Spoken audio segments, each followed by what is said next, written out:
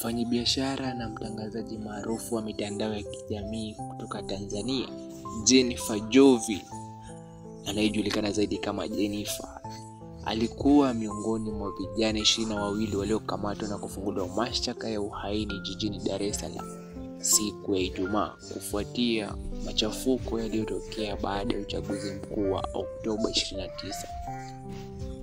Jennifer mwenye umri wa miaka 26 alifikishwa katika mahakama ya hakimu mkazi Kisutu, ambako mawakili wa serikali walisoma mashtaka matatu dhidi yake, yakiwemo madai.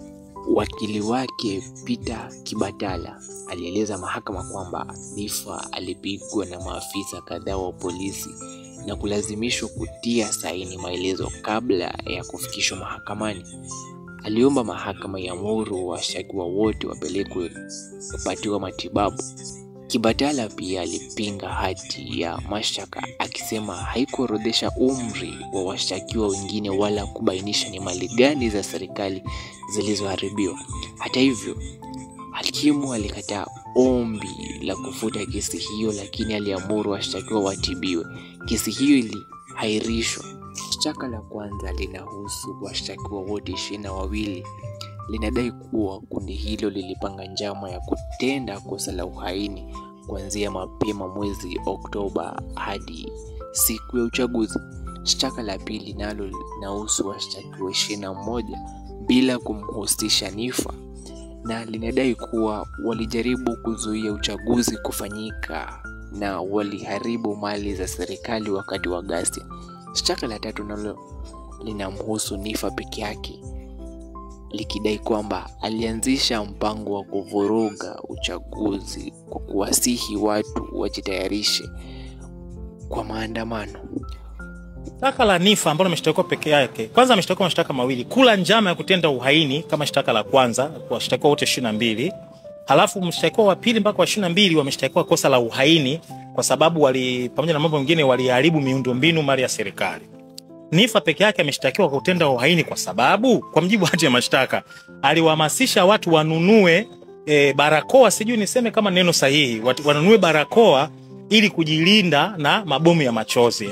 Sio maneno yangu, ndio maelezo ya hati ya mashtaka. Sasa mtu yote anaweza akawa na maoni, sasa hata kama sio mwanasheria akawa na maoni iwapo hiyo ni uhaini au la, lakini sasa kwa sababu liko mahakamani, wacha tutachakatwa mahakamani, mahakama itoe majibu kwamba kweli mtu kuwaalika watu wanunue barakoa ili kujikinga na mabomu ya machozi wakati wa uchaguzi mkuu.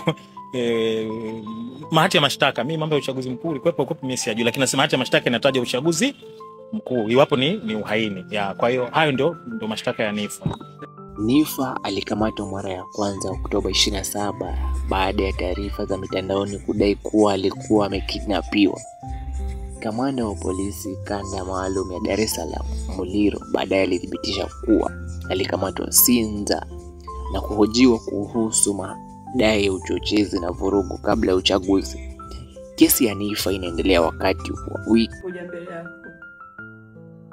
Mimi kwa majina naitwa Mwanaisha Isaac Msekiwa. Mama ni kutokea Bukoba, ni mkazi wa Bukoba. Mimi ni mama yake na Jennifer Jovin Bilikuija, almaarufu Jennifer. Mama, nimekuja mbele yako kuomba msamaha kwa ajili ya makosa aliyotenda binti yangu. Kesi ya Jennifer inaendelea wakati wa wiki yenye utata mkubwa wa uchaguzi nchini Tanzania. Wagombea upinzani walizuiwa kugombea, maandamano yalizuka katika miji mikuu na vyombo vya usalama vilijibu kwa nguvu kubwa. Mashirika ya haki za kibinadamu yanasema mamia ya watu huenda wameuawa katika mapigano hayo, ingawa takwimu rasmi hazijatolewa. Vijana kadhaa bado wako rumande na mashirika hayo yanasema wengine hawajapatiwa matibabu wala nafasi za kuonana na marafiki wao. Huduma za interneti pia zilifungwa kwa siku 5, japo lililofanya iwe vigumu kudhibitisha taarifa wakati wa ghasia ziliposambaa kote nchini. ila kurudi nyumbani hilo halina uhakika. Watu wanatekwa, watoto wanapotea, watu wanapigwa risasi, hakuna anayeshtakiwa. Nategemea kukemea, anasema hizi ni drama. Hivi angetekwa mwanangu, thubutu kusema drama. Ni majengo ni Dodoma, makao makuu ni Ununio.